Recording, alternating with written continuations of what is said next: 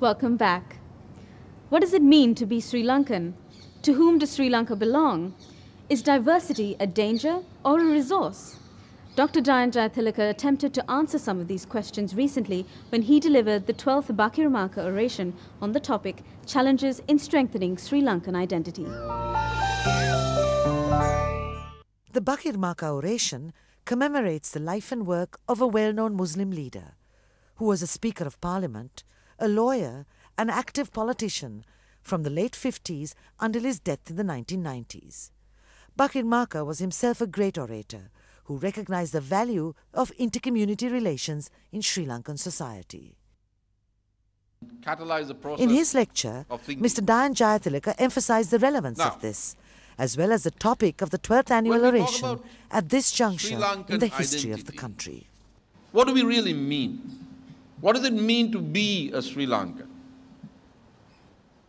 Let me put it even more boldly or crudely. To whom does Sri Lanka belong? This is the crucial question. This is the crucial question. And let us face it squarely. I submit that there are, broadly speaking, three views on this. These may not be explicit views. In some cases, they are explicitly stated. But in many cases, they are the implicit coordinates of policy. What are these three views? One view is that Sri Lanka belongs to the few. The other is that Sri Lanka belongs to the many. The third view, which I believe is the only way to build a successful Sri Lankan identity, is the notion that Sri Lanka belongs equally to all of its citizens, irrespective of whether they happen to be members of an ethnic or linguistic or religious majority or minority, of the equality of citizenship. That Sri Lanka is a country that belongs to all Sri Lankans is something that we shall have to fight for. Now, that's a relatively simple idea, surely. We live on a little island.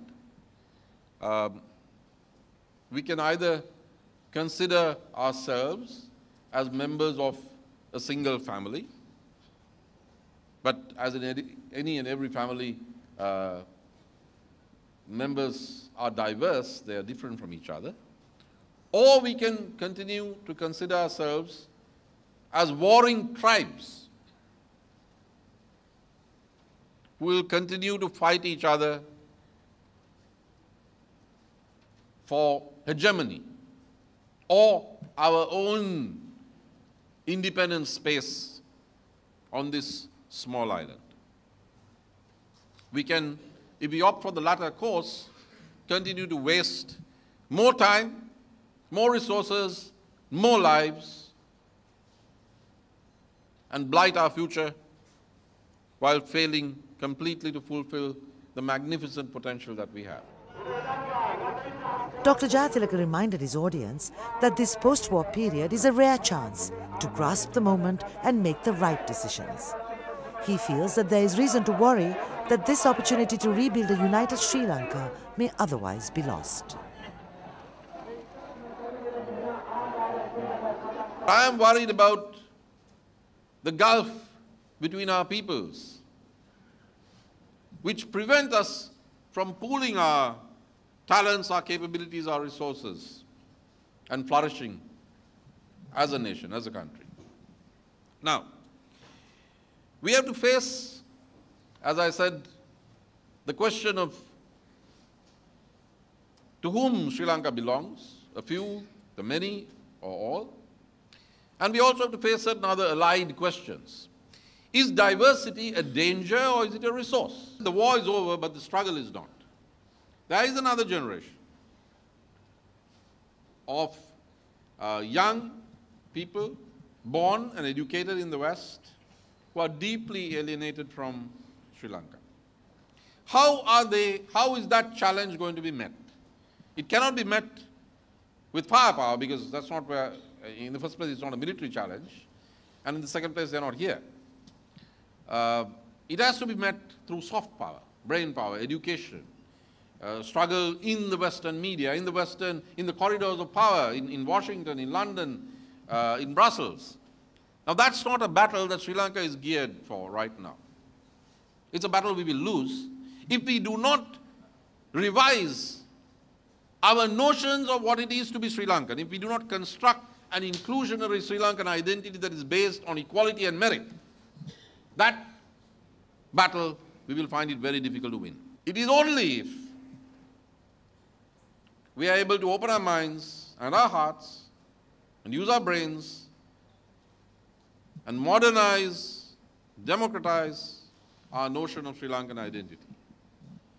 If we are able to break the chains that enslave our minds, it is only then that we will be able to achieve the defeat of renewed attempts at secessionism, which are based overseas, and hope to leverage powerful countries outside the region.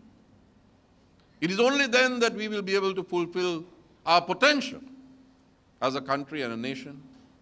And it is only then that we will be able to move proudly, reaping the benefits of our splendid military victories, and shine in the 21st century.